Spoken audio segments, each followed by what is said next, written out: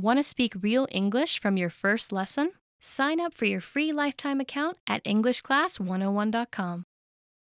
Hi everybody, my name is Alicia. In this lesson, I'm going to talk about the differences between like, as, and such as. And I'm also going to explain some examples of when you might use these words. So let's get started.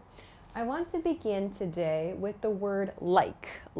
So one of the ways we use the word like is to make a comparison. When we want to compare two things, or perhaps more, we can use the word like to do this.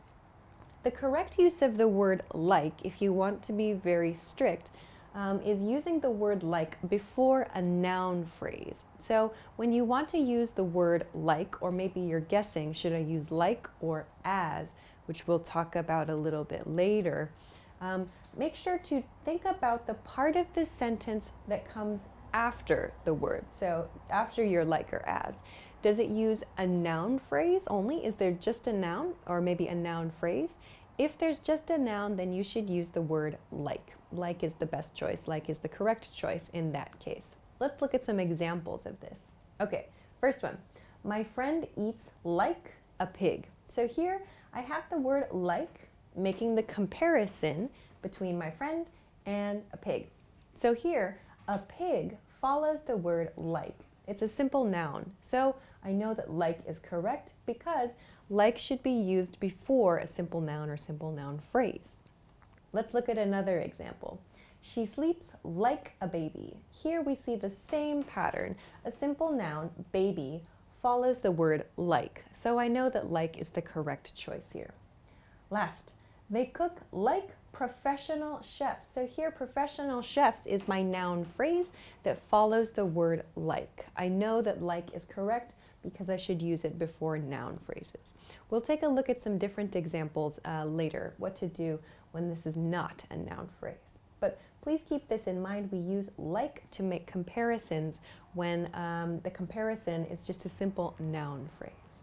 Okay, let's look at a couple of other points.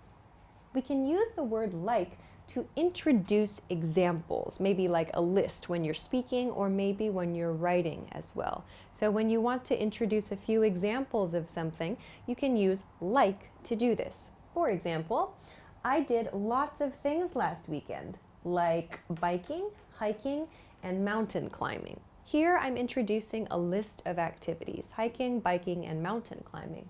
I use the word like with kind of downward intonation to introduce that. So I did a lot of things last weekend, like biking, hiking. So you can hear like introduces that. So when I want to introduce the example, I can use this sort of downward intonation to do that. If, however, I want to ask someone for an example, I should use the opposite intonation. This is a very casual way to ask someone for an example. Let's imagine a conversation then. So person A says, I have so many ideas for the weekend. And B says, like? So here, the difference is that I'm using an upward intonation, like, to ask for an example. So person A introduced maybe some ideas, some activities to do for the weekend. B would like to hear some of the ideas, so B requests it with like, with upward intonation. So please keep this in mind. Your intonation is important. If you use different intonation, it might not be clear to the listener. So please keep this in mind when you're using the word like. Okay, let's move on to the next point for today though, the word as. So, as is also used to make a comparison. However, the correct use of as is before a phrase that contains a verb. So when we looked at the word like, we saw that we use like before a noun or a noun phrase. So there's no verb that follows the word like. With as, however, if there is a verb in the phrase that follows the word, we should use the word as. Let's look at some examples. He cooks just as my mother does. So here, I have a verb at the end of this sentence, just as my mother does. Just is just kind of an emphasis word. It's showing that it's exactly the same as my mother does. So here, because I have a verb in the part of the sentence that follows my comparison word, I need to use as. As is the correct choice here. Let's look at another example. This is similar to the one I introduced with the word like. Here, she sleeps as if she were a baby. Here I've chosen if. Here, you see the word were, a verb, follows this comparison word. She sleeps as if she were a baby. So here also I'm noting she is not a baby, but I'm using the phrase as if she were, meaning it seems as if. It seems that she is a baby. She is not a baby, but I'm comparing it. I'm making the comparison with the expression as if she were. So I need to use as here. Okay, last one. We talk just as we did in college. So again, we see a verb follows the comparison word as, did in this case. So I need to use as. As is the correct choice here. Now, although this is kind of the, I suppose, the strict explanation of this, I should mention that native speakers often do not follow these rules. In many cases, in casual conversations, native speakers tend to use the word like for all comparisons. As may sound a bit more formal. So it's very common, it's very natural to make mistakes with these, even among native speakers. If you make a mistake, I don't think you should worry about it. But if it's important to you to be very, very correct all the time, this is a good rule to follow. This is the correct way to use like and as. So remember, like should come before a noun phrase, as should come before a phrase that contains a verb. That's the difference between these two. However, at least in American English, you will hear like used very often to make comparisons. I myself do it. I don't use as so often in my everyday conversations for comparisons. I tend to rely on like more. So maybe we'll see this change, this rule change a little bit more over time. Who knows? Anyway, let's continue on to the last point for today, the expression such as, such as. So such as this is the set phrase. These two words are always together in this case. And we use such as in the same way that we use like for introducing examples or for asking about examples. However, such as just sounds more formal.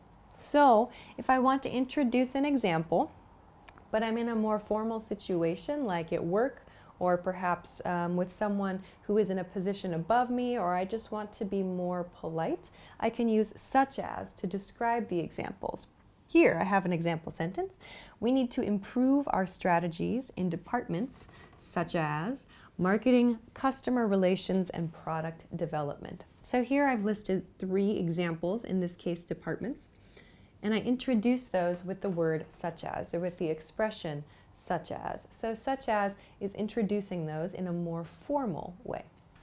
Therefore, we can use it again, even in casual situations too, but if you want to kind of elevate that sort of politeness a little bit. Like here, another example, ideas such as hiking, camping, and bowling were discussed for the company retreat. So again, even if you're using kind of casual words to list, even if you're listing kind of casual examples, you can still use the word such as to introduce them. It just sounds a little bit more formal. All right, finally then, just as we saw with the word like, we can also use such as to ask for examples, and this is with upward intonation. So this same rule can apply to the expression such as. So for example, I have so many ideas for the weekend, such as. We can use the same upward intonation to ask someone for an example. It's just going to sound a little bit more polite if you choose such as instead of like. So that's a basic overview of some of the differences between these 3 words or these 3 expressions. I hope that that was helpful for you. If you have any questions or comments, or if you'd like to try to make a sentence, please feel free to do so in the comment section below this video. If you like the video, please make sure to give it a thumbs up, subscribe to the channel, and check us out at EnglishClass101.com for some other good resources. Thanks very much for watching this lesson, and I will see you again soon. Bye-bye.